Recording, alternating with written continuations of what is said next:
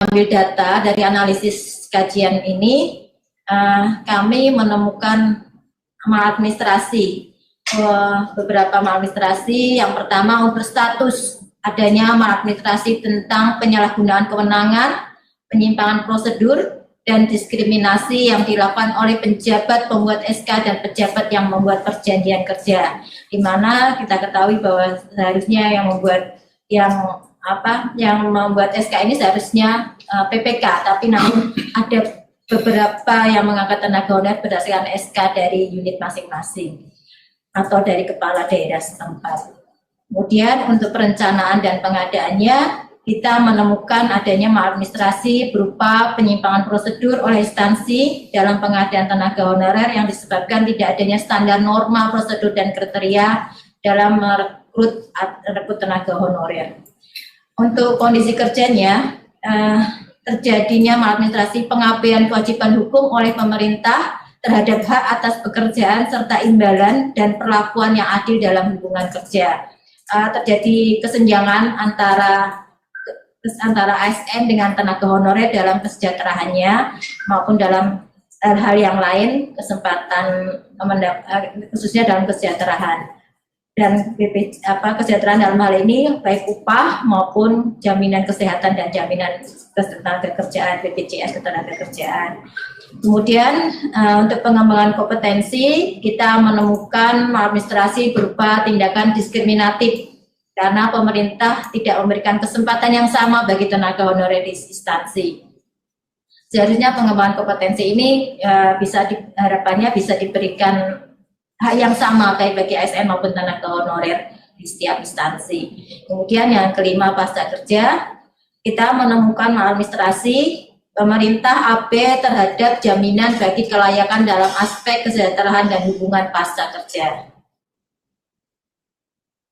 Kemudian dari hasil kajian kami ini, Ombudsman menyampaikan sejumlah opsi awal sebagai berikut sebelum Ombudsman menawarkan opsi.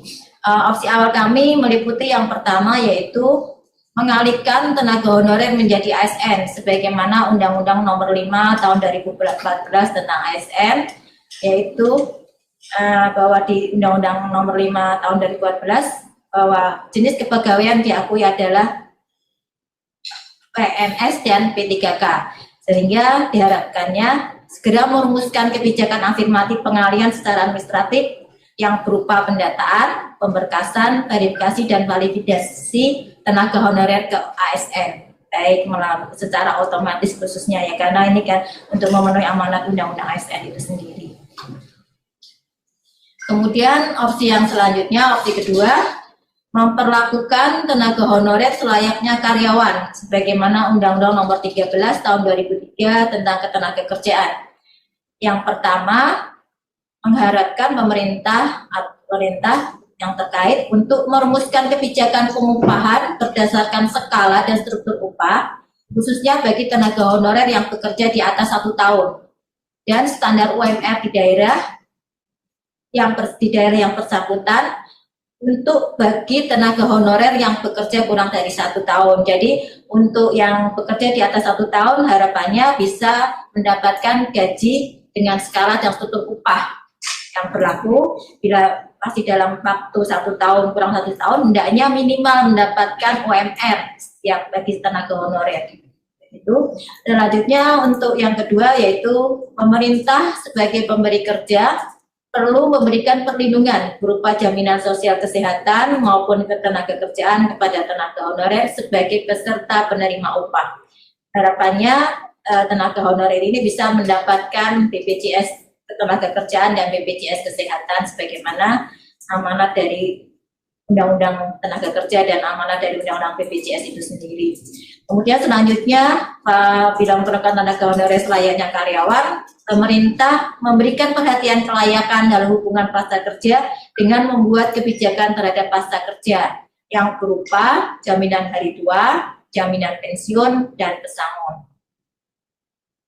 Sedangkan opsi yang ketiga yang ditawarkan oleh Ombudsman yaitu melakukan penghapusan bersyarat tenaga honorer. Yang pertama, menyusun peraturan presiden terkait pemberhentian semua tenaga honorer di seluruh kementerian, lembaga, dan pemerintah daerah sampai masa transisi hingga tahun 2023, bagaimana amanat dari PP Pemperaturan Pemerintah Nomor 49 Tahun 2018 tentang manajemen P3K.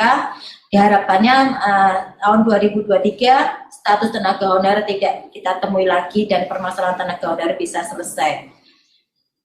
Bila memang itu penghapusan tenaga honorer tidak ada lagi di tahun 2023. Kemudian selanjutnya menyusun peraturan presiden untuk melaksanakan pasal 96 ayat 1 dan PP Nomor 49 Tahun 2018 yang melarang PPK, pejabat pembina kepegawaian atau pejabat lain mengangkat pegawai non-PNS dan atau non-P3K untuk mengisi jabatan ASN. Yang ketiga, memperlakukan pengendalian dan penegakan sanksi fiskal dan administratif pada pejabat pembina kepegawaian atau pejabat lain yang masih mengangkat tenaga honorer. Selanjutnya opsi yang keempat yaitu membiarkan dan melanjutkan saja segala proses biasa sebagaimana adanya saat ini atau kita melakukan do nothing. Dari 4 opsi yang ditawarkan oleh Ombudsman tadi di atas, opsi yang Ombudsman yaitu memperlakukan tenaga honorer selayaknya karyawan.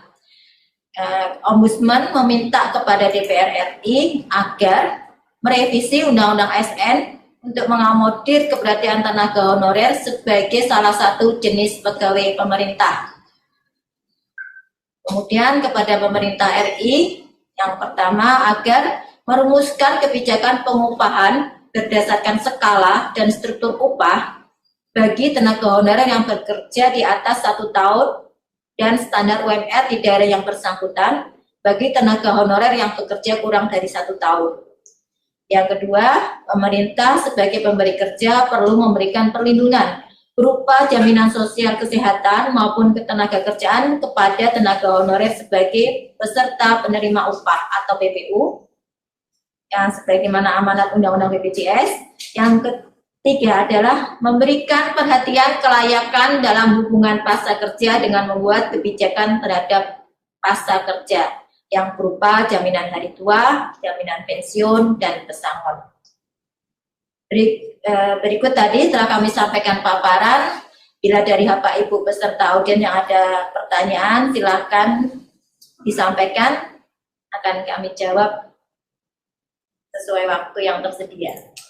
Waktu dan tempat saya kembalikan ke Mas Alvan. Terima kasih. Terima kasih Mbak Ani atas paparan yang cukup detail yang telah disampaikan berkaitan dengan hasil pengumpulan data serta analisis terhadap hasil pengolahan data tentang tata kelola kebijakan penggunaan tenaga honorer di instansi pusat dan daerah.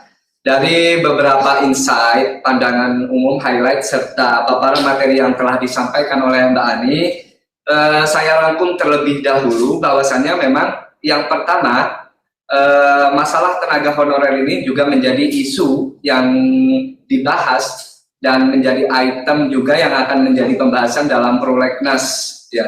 Yang kedua, bahwa atas adanya isu tersebut, isu honorer yang sangat urgent untuk diselesaikan, oleh sebab itu Ombudsman melakukan kajian sistemik ini agar di ujungnya nanti ada sebuah tawaran penyelesaian yang tersistem serta berkeadilan.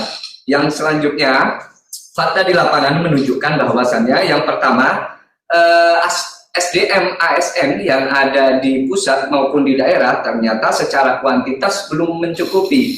Oleh sebab itu, bagaimanapun pemerintah, instansi pemerintah baik di level pusat maupun di daerah tidak bisa tidak harus menggunakan tenaga honorer.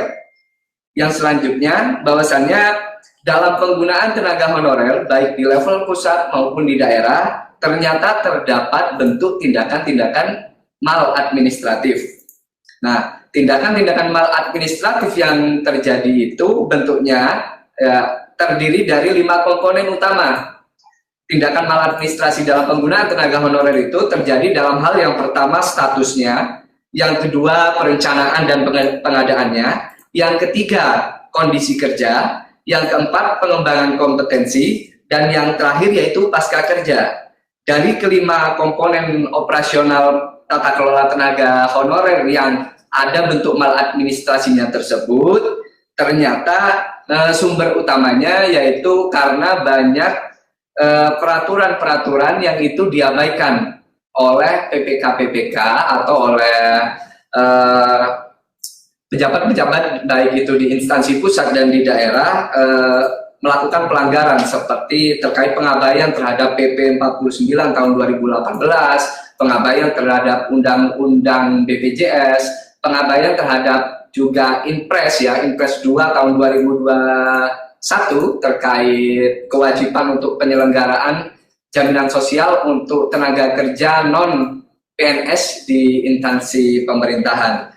Baik Bapak Ibu sekalian, itu kesimpulan secara umum terkait hasil dari proses kajian sistemik yang telah dilaksanakan oleh Ombudsman selama ini. Jika ada pertanyaan, kami akan mempersilahkan kepada Bapak Ibu sekalian. Untuk yang pertama, termin pertama dulu, kita akan membuka termin yang pertama. Silahkan 3 pertanyaan jika ada.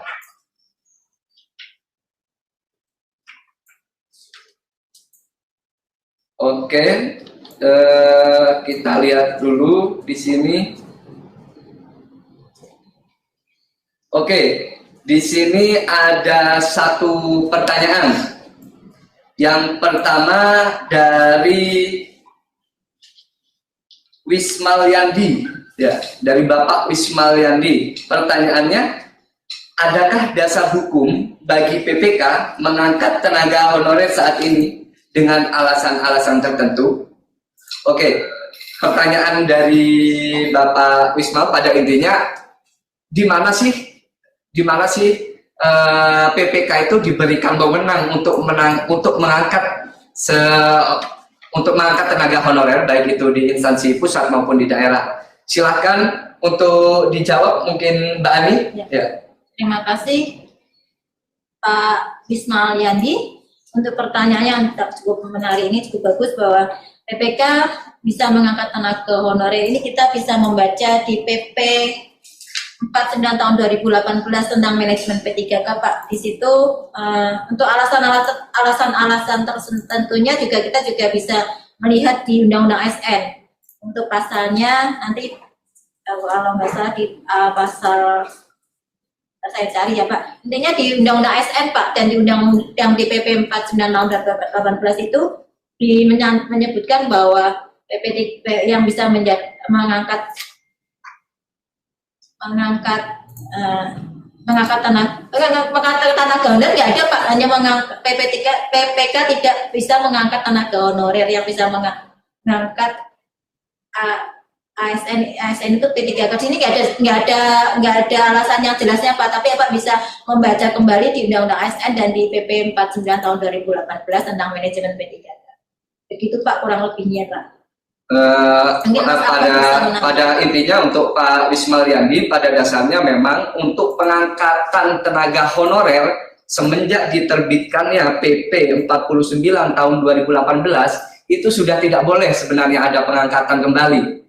Nah, PPK dilarang untuk melakukan perekrutan tenaga honorer.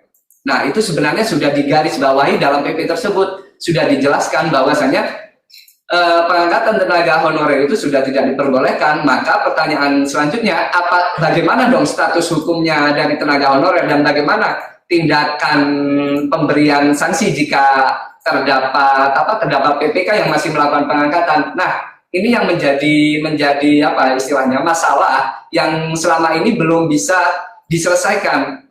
Nah, di satu sisi pemerintah itu menerbitkan regulasi tidak boleh mengangkat tenaga honorer, dan apabila PPK mengangkat akan diberikan sanksi. Namun fakta di lapangan, Ombudsman menemukan bahwasannya sanksi itu tidak pernah diberikan. Itu yang pertama. Yang kedua, tidak boleh melaksanakan perekrutan tenaga honorer, itu adalah yang hal mustahil.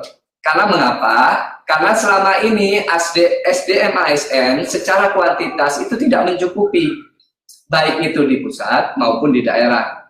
Nah, ini menjadi perhatian khusus juga bagi pemerintah, baik itu di level pusat ataupun di DPR, untuk mempertimbangkan kembali apakah betul nih tenaga honorer harus dihapuskan.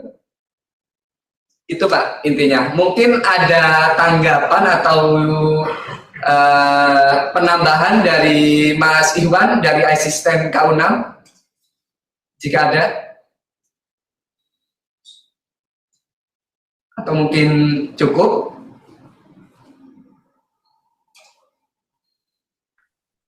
Ya, terima kasih Pak Alvan. Jadi untuk penambahan tanggapan dari Bapak Wismaliandi, untuk dasar hukumnya sebenarnya seperti yang telah disampaikan oleh Bu Ani dan Pak Alvan tadi, telah ada pelarangan untuk pengangkatan tenaga honorer ini terjadi dari tahun 2005, kemudian 2007, itu sesuai dengan PP 48 tahun 2005, kemudian dirubah ke PP 43 tahun 2007, kemudian terakhir juga dirubah menjadi PP 78 tahun 2013 tentang pengadaan pegawai negeri sipil begitu. Nah, makanya di dalam temuan Ombudsman yang telah disampaikan oleh Bu Ani tadi dalam paparannya, bahwa kami menemukan dugaan maladministrasi berupa penyimpangan prosedur dan penyalahgunaan wewenang dalam pengangkatan tenaga honorer ini. Sedangkan dari tahun 2005 kemudian diperbaharui lagi menjadi PP 49 tahun 2018 yang ada pelarangan kemudian diberikan sanksi. Namun saat ini juga tidak ada pemberlakuan sanksi tersebut. Makanya di dalam saran dan kesimpulan Ombudsman disampaikan oleh Bu Ani tadi bahwa ini posisinya tidak ada, harus adanya dasar hukum dalam pengangkatan tenaga honorer dan apakah harus dialihkan atau tidak. Makanya Ombudsman memberikan saran perbaikan seperti yang telah disampaikan dalam paparan tadi. Terima kasih Pak Alvan. Oke, terima kasih Pak Iwan. Ya, mungkin cukup ya untuk